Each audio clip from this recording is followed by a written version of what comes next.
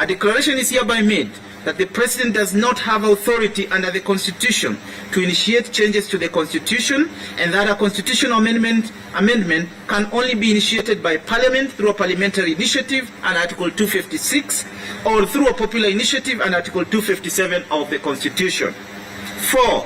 A declaration is hereby made that the Steering Committee on the Implementation of the Building Bridges to a United Kenya Task Force report established by the President, V-Day, Kenya Gazette Notice number 264 of 3rd January 2020, and published in a special issue of the Kenya Gazette of 10th January 2020, is an unconstitutional and unlawful entity.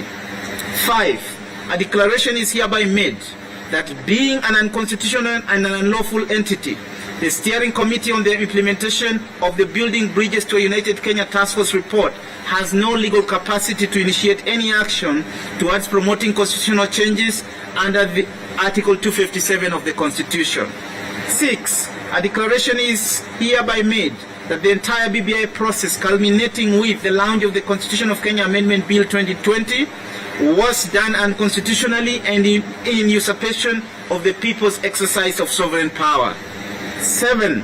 A declaration is hereby made that Mr. Uhuru Kenyatta has contravened Chapter 6 of the Constitution, and specifically Article 73, Sub-Article 1, Sub-Article A, Sub-Article 1, that the entire unconstitutional change process promoted by the Steering Committee on the Implementation of the Building Bridges to a United Kenya Task Force report is unconstitutional, null, and void.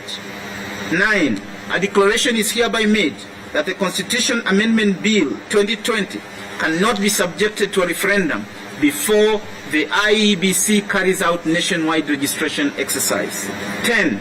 A declaration is hereby made that the IEBC does not have quorum stipulated by Section 8 of the IEBC Act as read with Paragraph 5 of the second schedule to the Act for purposes of carrying out its business relating to the conduct of the proposed referendum, including the verification of signatures in support of the Constitution Amendment Bill and Article 257(4) of the Constitution submitted by the Building Bridges Secretariat. 11.